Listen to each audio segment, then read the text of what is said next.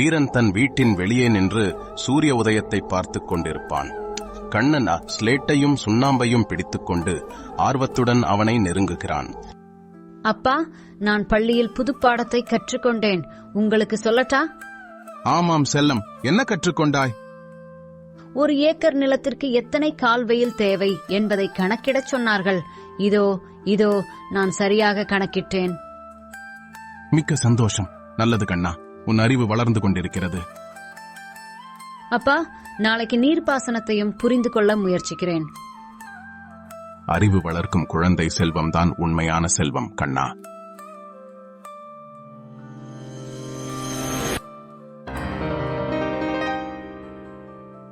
செல்வம் வீரனை பார்க்க செல்கையில் கண்ணன் மரத்தடியில் படித்துக் கொண்டிருப்பதை கவனிக்க, வேலன், உன் மகன் நாளும் புத்தகத்தை பிடித்துக் கொண்டிருப்பான் போல. வேலைகள் யார் செய்வது? அது சரிதான் செல்வா, ஆனால் வேலைகளை செய்ய நம்மிடம் காலம் உண்டு. அறிவு வளர்ப்பது முதன்மையான கடமை. அப்படின்னா இன்றைக்கு உன் மகன் என்ன கற்றுக்கொண்டான் என்று கேட்கிறேன். மாமா, என்னை கேளுங்கள். நான் இன்று சந்திரனின் பரிமாணங்கள் குறித்து கற்றுக்கொண்டேன்.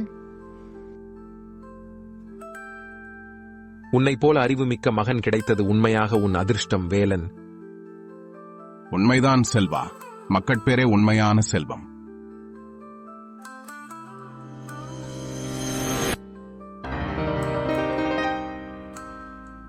கிராம சதுக்கம். கிராம மக்கள் கூட்டத்திற்கு கூடுகிறார்கள். நீர்ப்பாசன முறை தொடர்பான பிரச்சனையை தலைவர் எடுத்துரைக்கிறார்.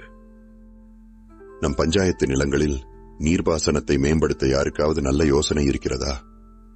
இவ்வளவு நாளும் எந்த கருத்தும் சிந்திக்கவில்லை தலைவரே.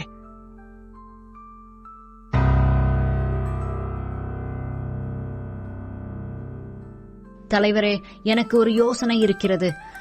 நல்லது கண்ணா, சொல் பார்க்கலாம். நம்முடைய நிலத்தடி நீரை சரியாக சேமிக்க ஒரு நீர்த்தேக்கம் அமைக்கலாம். அந்த நீர் வேளாண்மைக்கு உதவும். இதை நான் என் பாடப்புத்தகத்தில் படித்தேன். வேலன், இந்த சிறுவன் இவ்வளவு யோசிக்கிறான். நீ மிகவும் அறிவாளி கண்ணா. உன் யோசனையை உடனே செயல்படுத்துவோம். வாழ்த்துக்கள் கண்ணா.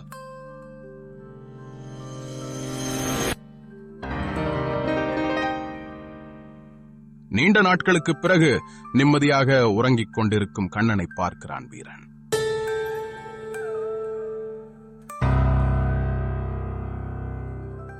என் மகனின் அறிவு என்னை வாழ வைக்கும்.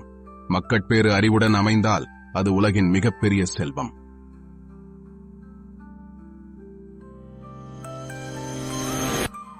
பெருமவற்றுள் யாம் அறிவது இல்லை.